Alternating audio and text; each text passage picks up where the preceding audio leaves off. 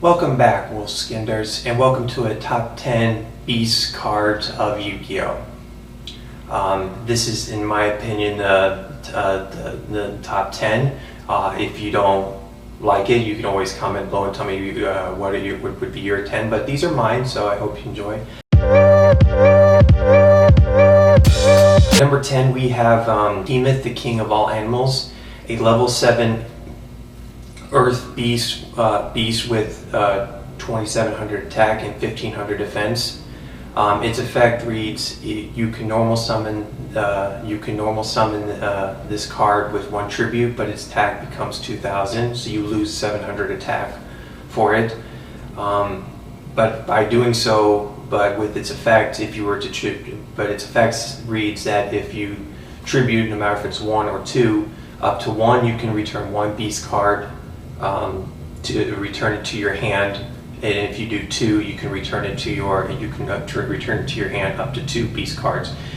This card is pretty much good if you can able to spam out. It goes great with obedience school. That way you can easily return a couple of fodders. Being level 7, it's kind of okay.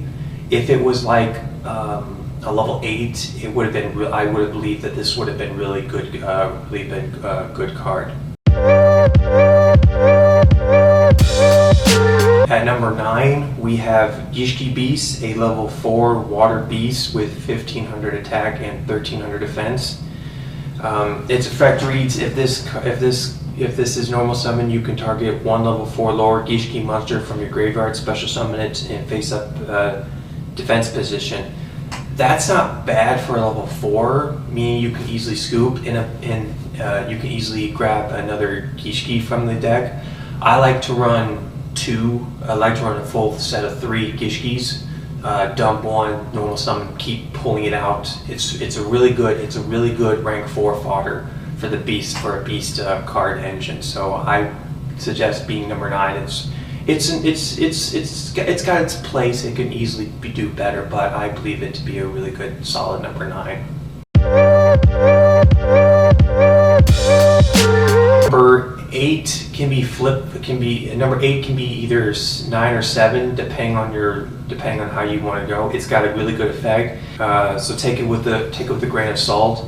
It's a Fable Cerberus, level 2 light beast tuner, with 1000 attack and 400 defense, with the following effect: if this card is discarded to the graveyard, special summon it. Knowing that it is a tuner, it's really good disc fodder to get a tuner in the graveyard, and especially if you can get it out. So with a tuner for the beast, for a beast deck, that's actually not bad, getting it into the graveyard quickly and then having it special summon back into it. It could have. It would have been great if it was a Earth tuner instead of a light. But it being a light tuner is not. It's not terribly bad. It would have been great if it was an Earth tuner.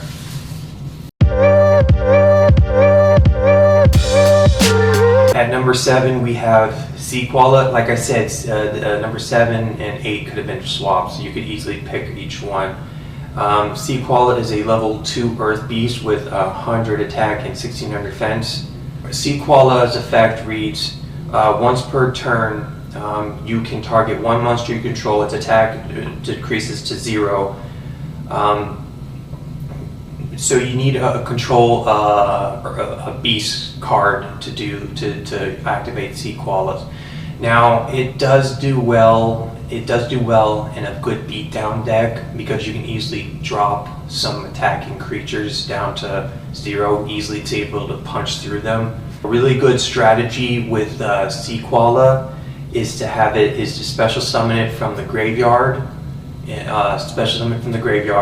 then bounce it back with Tiger King Ice Barrier, and then special summon it again. So that way you can double Ice King and double the Tiger King and have 2 monsters down to 0, so that way you can punch over them. So it's not a bad. Again, most of these cards would have been great. Most of like I said, with it being number 7 and 8 can be swapped. It's also got a thing where it's like if it was an earth, it would have been really good. It would have been really good for it, but it being a water, it's an okay card. At number 6, we have Diamond Direwolf, a rank 4 Earth Beast with 2,000 attack and 20 defense, made with 2 level 4s. Hint back to the number 9 section. This is what you would go into. I like wolves, so knowing that I could easily have a nice good wolf on the team, I kind of enjoyed having Diamond Direwolf as it. Able to pop itself and then pop another card does come in handy, so that way you can easily have Gishki back in the graveyard, and you popped another card, so you can easily go for another Diamond Direwolf again if you drew a Gishki. So, or you can usually beat over, or you can use it with Koala and drop an attack of something, pop Koala, and then pop another card. So Diamond Direwolf does come nicely with Koala being a good combination piece in it. At number 5, we have Danger Bigfoot, a level 8 dark beast with 3,000 attack and 0 defense, with the effect that reads, you can reveal this card and randomly pick a card, and if it is Bigfoot, discard it and then pop a card. If it is not, special summon it and draw 1 card. Bigfoot is a good gamble card for the beast deck, for many beast decks, because it allows you to get something in the graveyard. If you were to combo this off with Cerburrel, if this were able to pop that, that'd be a discard. I don't think that would miss timing. I don't think that would miss it's being used as discard fodder, so I don't think that would miss timing. I'm pretty sure it won't. But you would have an 8 and a 2 tuner, so you could easily go into a synchro of 10. So that's not too bad.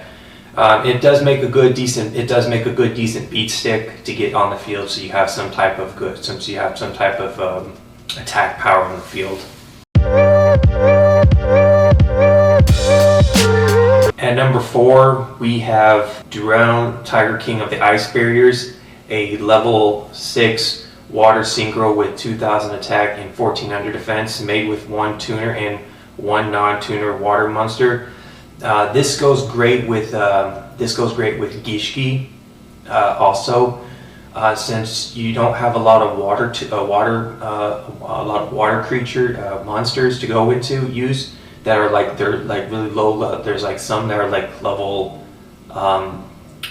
level 2. A lot of water beast monsters, but at least with Gishki you can easily pop. At least you can always have you can always bring out another Gishki from the graveyard. Or use it to put 1 in the graveyard before you. So it's you have both options. Gishki is really versatile in a beast deck. This is why this helps. This is why most beast cards I like to run Gishki a lot in my beast decks, because it really does help a lot. Number 3, we have Alpha, the Master Beast, a level 8 warrior,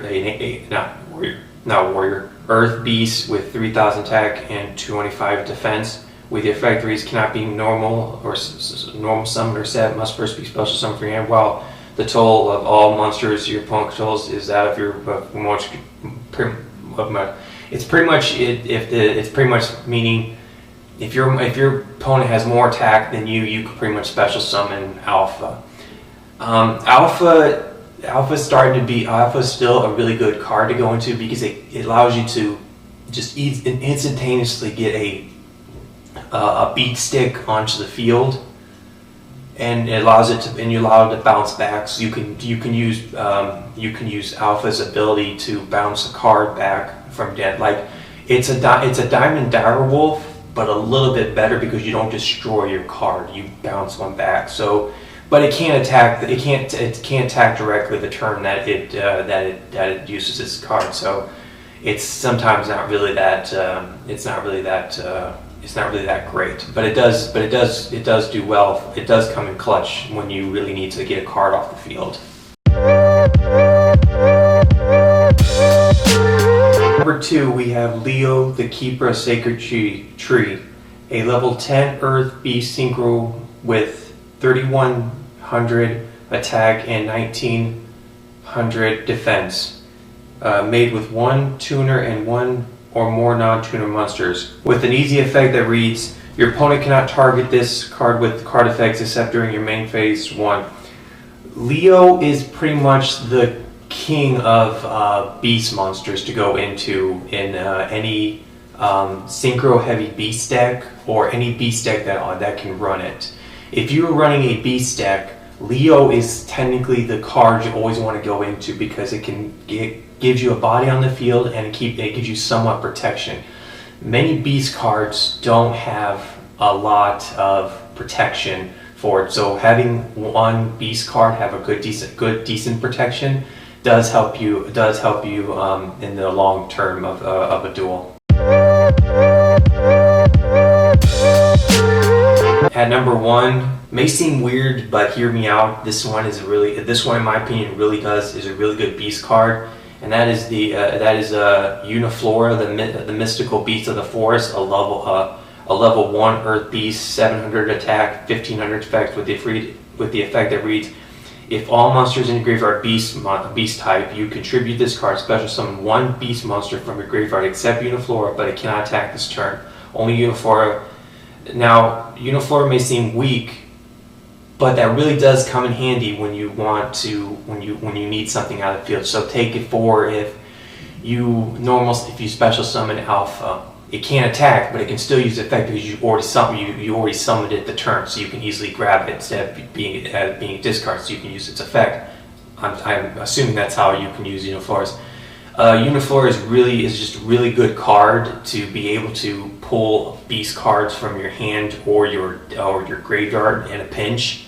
So you can easily grab a tuner if you need to. You can grab Sea Koala if you need to use its effect to drop a card, so your other beast monsters can run into it. So Uniflora, I believe, is number 1 in my book for best beast cards in the game of Yu-Gi-Oh. So yeah, I hope you enjoyed that list. If you have any suggestions of what your opinions are on them, leave it in the comments below. You guys be well, be safe, have fun. Bye everyone.